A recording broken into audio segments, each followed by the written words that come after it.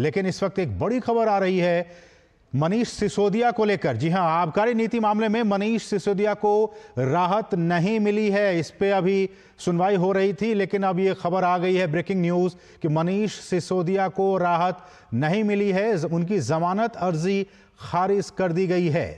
ED ने दोनों जांच करने के बाद एजेंसियों की ओर से दर्ज केस में जमानत की मांग की है। वो पिछले साल से ही फरवरी से जेल में बंद है। तो इस वक्त की ये बड़ी खबर, राउज एवेन्यू कोर्ट की तरफ से मनीष सिसोदिया की जमानत अर्जी खारिज कर दी गई है। उन्हें फिलहाल जेल में ही रहना पड़ेगा। तो इस वक्त की ये बड़ी खबर, आज इस मामले की सुनवाई होनी थी, हुई सुनवाई, राउज एवेन्यू कोर्ट में सुनवाई हुई, जमानत पर लेकर सुनवाई हुई, जमानत याचिका दायर की गई थी, उसको लेकर सुनवाई हुई, लेकिन राउज एवेन्यू कोर्ट ने मनीष सिसोदिया की याचिका को खारिज कर दिया है, जमानत अर्जी को खारिज कर दिया। हमारे सहयोगी विकास सारथी लगातार बने हुए हैं। विकास, क्या अपडेट अभी? अब लग रहा है कि फिलहाल मनीष सिसोदिया को जेल में ही रहना पड़ेगा।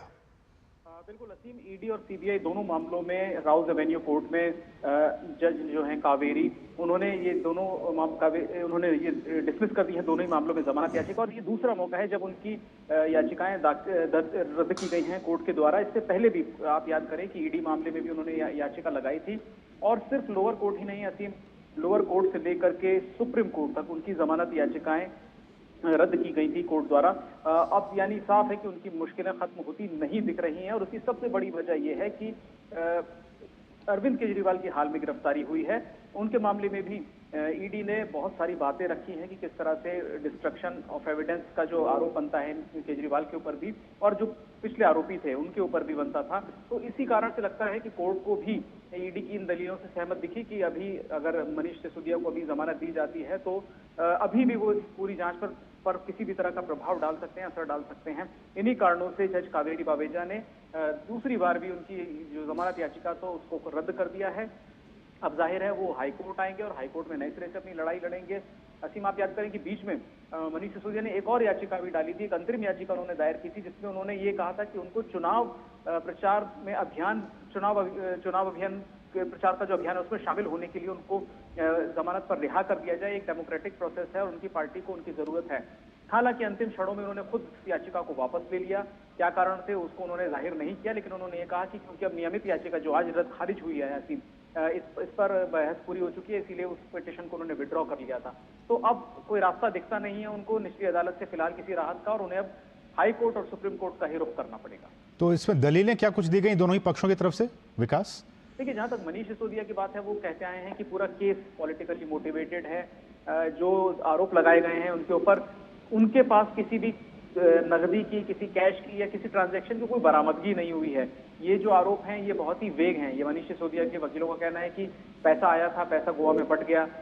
ये दलीलें कहीं ठहरती नहीं है। लेकिन ऐसा है कि कोर्ट ने जब भी अपने ऑर्डर लिखे हैं असीम, उसमें कोर्ट ने कहा है कि ईडी के दावों में उन्हें तथ्य दिखते हैं। ऐसी बात नहीं है कि ईडी हवा में आरोप लगा रही है, खासतौर से तब जबकि कुछ लोगों के अलावा, ये बिजनेसमैन के अलावा, जो आम आदमी पार्टी के गुजरात के एक कैंडिडेट थे जो चुनाव में खड़े हुए थे, उनका एक बयान है, एक वालिया बयान है ईडी के पास।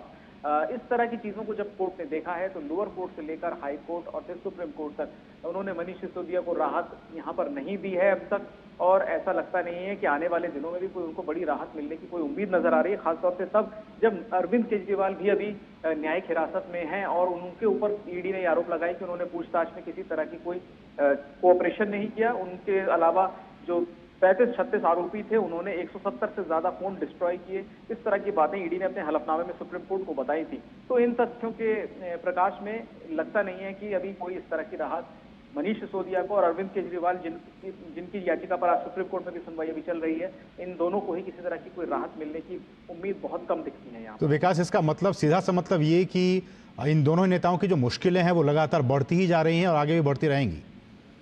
बिल्कुल असीम, और इनकी मुश्किलें, खासतौर से अरविंद केजरीवाल की मुश्किलें सिर्फ ट्रायल तक नहीं सीमित है। उनका जो एक पॉलिटिकल स्टैंड था कि वो मुख्यमंत्री के पद से नहीं हटेंगे, उसको लेकर के अभी अब तमाम सवाल उठने लगे हैं। अभी हाई कोर्ट ने हाल ही में बहुत कड़ी टिप्पणियां दिल्ली सरकार के खिलाफ की हैं कि दिल्ली सरकार लगता है कि सिर्फ सत्ता का सुख भोगने में व्यस्त है, और जो लार्जर इंटरेस्ट है खासतौर से गरीब बच्चों का, जिनको किताबें नहीं मिल पाई समय पर, एमसीडी स्कूल के 2 लाख बच्चे, उनकी चिंता लगता है कि दिल्ली सरकार को कम है, वो अपनी राजनीतिक लड़ाइयां लड़ने में व्यस्त है। इतनी कठोर टिप्पणियां हाईकोर्ट ने अभी हाल ही में की हैं। कल भी सुप्रीम हाईकोर्ट ने उस पर अपना आदेश दिया है और एमसीडी को इस बात की डायरेक्शन दी थी कल कि वो फटाफट किताबें बांटे बच्चों में और जो भी उससे व्यय होना है, जो भी पैसा, उसको तुरंत सैंक्शन किया जाए। इस तरह की कठोर टिप्पणियां और इस तरह की डायरेक्शन जब हाईकोर्ट से आने लगे, जब डे टू डे जो कामकाज है दिल्ली सरकार का, कोर्ट ने कहा कि हमें ये डायरेक्शन पास करनी पड़ रही है कि किताबें जल्दी से जल्दी वितरित की जाएं, तो आप समझ सकते हैं कि उनका जो पॉलिटिकल स्टैंड जो उन्होंने लिया है उस पर भी अब आंच आ रही है न्यायिक प्रक्रिया की। हमारे साथ मुकेश शुक्ला भी बने हुए। मुकेश, जिस तरह से मनीष सिसोदिया को कोर्ट से बड़ा झटका लगा है, इसका क्या कुछ इम्प्लीकेशन आम आदमी पार्टी और उनकी राजनीति पर, क्योंकि चुनाव का दौर इस वक्त चल रहा है? मुकेश, आप हमें सुन पा रहे हैं?